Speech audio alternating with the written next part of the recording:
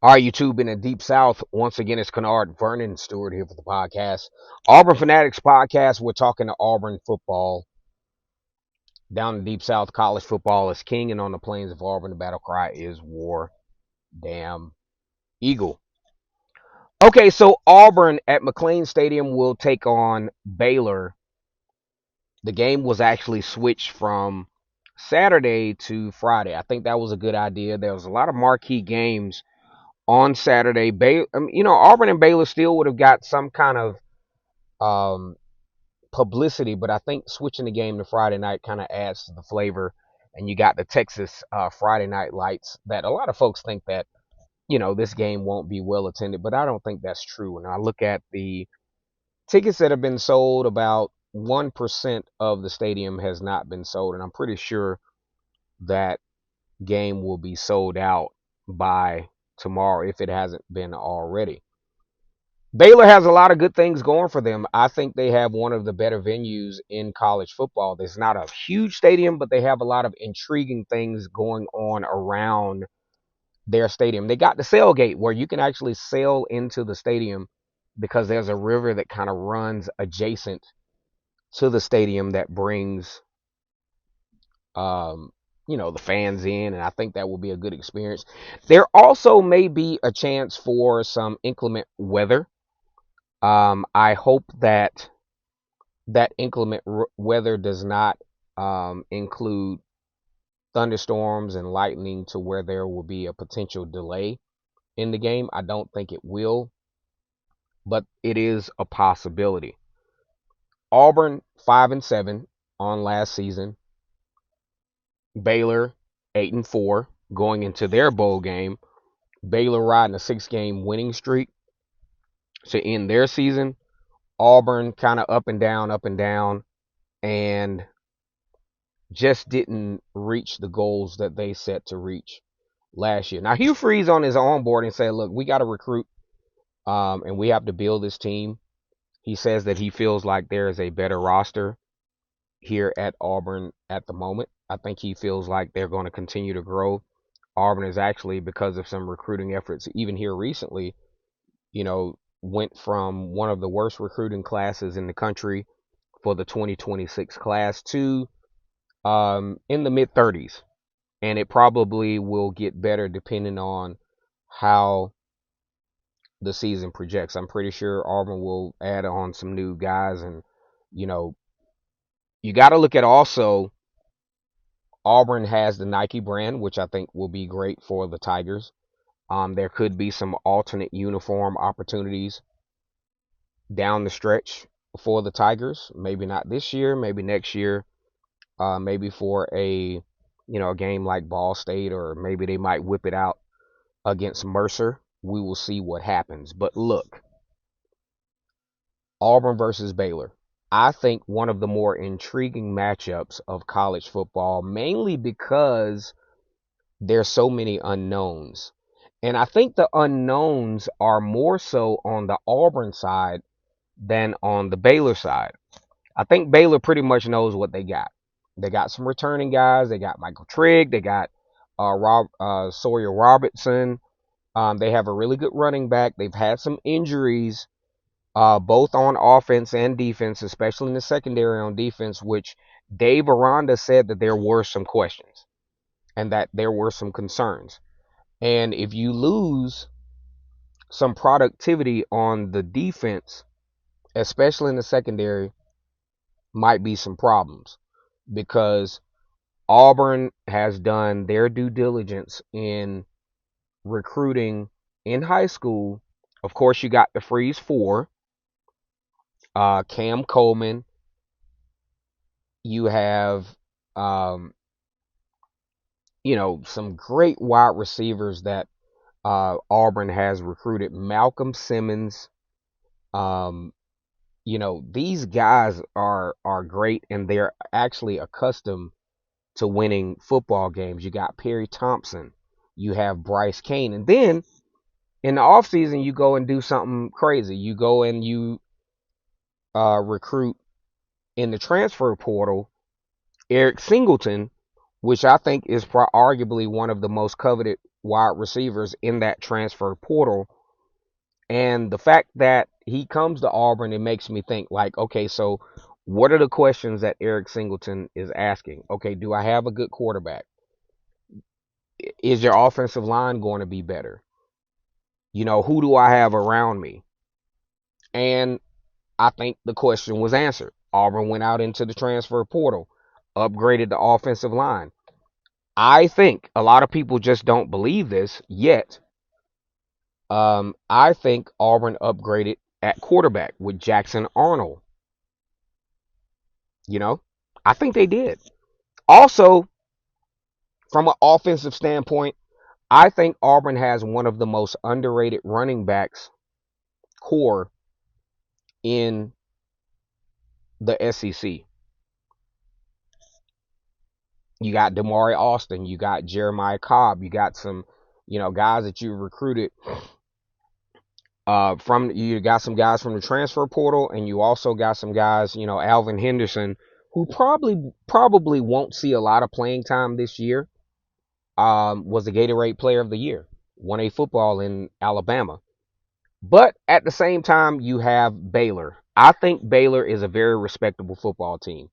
They're coached by Dave Aranda, who is a defensive minded coach. Now, up to now, Dave Aranda has not proven that side of the football field to be the most solid for his staff, but he's hoping with some additions to the transfer, with the transfer portal, that things will get a little bit better.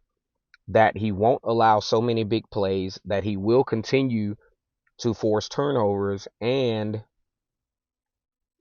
he will be able to schematically do the things that he likes to do. And he likes to mix things up. He likes to mix coverages. He likes to mix blitz packages, which I think is going to be very vital to this football game. He's going to have to get Auburn off balance if he's going to have a chance to win this football game. The line of scrimmage is going to be crucial, especially on the defensive side for Auburn. Auburn is very deep on the defensive side, and I think that is done by design. And I think DJ Durkin, the defensive coordinator, feels very good about what he has on that side of the football field to be able to rotate fresh guys in and to keep Baylor, who is not quite as deep, in my opinion, fatigued. And I think this could be a game to where, most of the games are won, obviously, between the middle of the second quarter and the middle of the third. And that's where fatigue starts to set in. Of course, you've made all the mistakes that you're probably going to make leading to that point. I think the first couple of drives for both teams are going to be very crucial. I said earlier that I thought Auburn needed to get the ball first, but at this point, it really doesn't matter. It really doesn't matter. No, I said that I thought Auburn should put their defense on the field first, but it really doesn't matter. I think Auburn needs to, get going, get off to a fast start, and really get things moving and get the crowd out of this football game. Now, I've never really watched the Baylor game to where, I don't know if their crowd is that much of a factor. I'm pretty sure they are. Great venue, great environment. I think a great scene for college football. The stage is going to be set. Hey, whether you like it or not, Robert Griffin III, a Heisman Trophy winner, I think it was 2012 where he won the Heisman Trophy. He's now an analyst in college football, and he will actually be on hand to analyze this game. I don't know whether he's the color commentator or he's the lead. I'm not sure. But either way, he's going to be one of the analysts in this football game, which adds a little bit more to it. So, what am I looking at from a prediction standpoint? One, I think Baylor has the more experienced, cohesive team. They played together. A lot of these guys have, they had a nice stretch. They didn't do so well against LSU, which is problematic. They gave up a lot of big plays in that game. And I'm pretty sure if you look at LSU's team, they weren't, you probably had some guys that had opted out or, went They had a lot of freshmen playing in that game. And LSU pretty much controlled that game because honestly, they were just better. They were just better. They were just better as the Joes. Now the X and O's, that's something different. But the Joes on the team were a lot better, right? I think Auburn has done their due diligence in the last few seasons. A lot of folks are looking at Auburn based on the fact that they have not had a winning season since 2020. That's absolutely a long time for Auburn. Although Auburn is not a team that, cranks out 10 wins a year in and year out, but they're definitely not a team that has consecutive losing seasons. So this is uncharacteristic for the Tigers. And a lot of folks are judging Auburn based on that viewpoint and are not really looking at the fact that, okay, yes, Auburn was 5-7 last season. Of course, they were.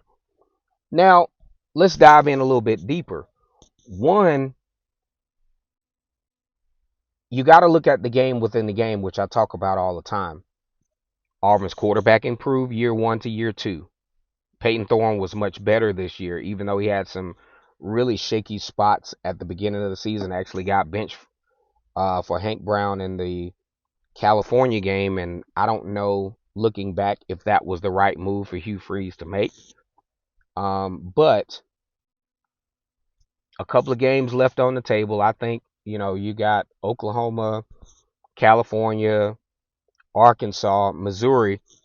Those are games that Auburn were very well in hand. And I would say, for just to be elementary about this thing, probably games they had a high probability or opportunity to win. And they, were playing with a bunch of freshmen, especially down the stretch. So I just don't think it's really safe for anyone to judge Auburn based on the actual 5-7 record. This is a team that could have just, you flip the switch, you get a good call on the offensive side or defensive side, you have a different personnel package on some of those third downs, third and longs, and you could possibly have a different outcome. And, you talk about the fact that Auburn faced a team that went to the college football playoff in Georgia, only surrendered 31 points, and a lot of those points were, Auburn was battling it out. I think they let one slip away late in the second quarter, which helped Georgia kind of ease away. And then you have the game against Texas A&M, which was the highest scoring game of the year. But you got to factor in the fact that there were a lot. It was an overtime game, multiple overtime games probably should not have even led into overtime, but Auburn made some of the similar mistakes that they made throughout the season, especially from the middle of the second quarter to the middle of the third, to where they had some circumstances. Because you look at Cam Newton, whose jersey now has been retired at Auburn, and he always talks about what's the situation. And the situation was Auburn circumstantially allowed teams to come back into the game. And next thing you know, you got a bunch of freshmen on the field, don't know how to win. I think they know how to win now. And they are facing a Baylor team that has aspirations to win the Big 12 championship. And maybe that could be so, but Baylor has a lot of injuries on their team.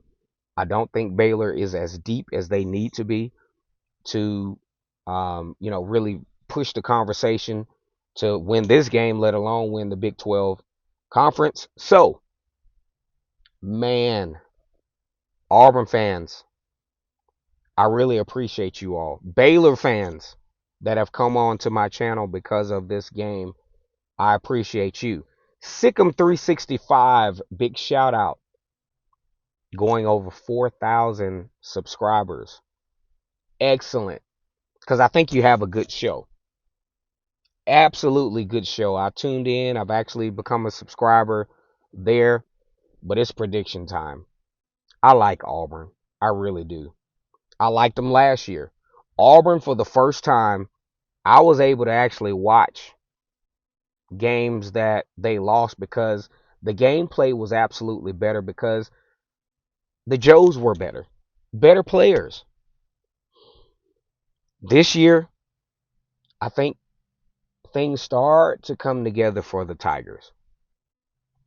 You have a great wide receiver core. You have better opportunities at the offensive line, a lot of experience, and the transfer portal helps you out. I think you have a hungry running back room, and you have much more agility at the point of attack on defense at the linebacker and safety and cornerback position. And you're very deep at the defensive line. So, with that in mind, I think this is going to be a very entertaining game for a little bit, but I think we got to go with Auburn in this one. I got Auburn 31-20 against Baylor at home, and I think it will be a game where Auburn is in control for most of the game. 31-20. Baylor will probably never have the lead unless they get a field goal early in the game to go up 3-0. But I just don't really think that Baylor will ever have any keys or control over this football game. Like the video, comment, and subscribe to Vernon Speak Sports Auburn. Down in Deep South, college football is king, and this is the Auburn Fanatics podcast. Where you got to watch the game. You got to be in tune. And like I said, I think this is going to be a very entertaining football game, which Auburn should be in control. I'm not going to say dominate, but 31-20 is my score. Like the video, comment, and subscribe. And as always, it's great to be an Auburn Tiger, War Eagle.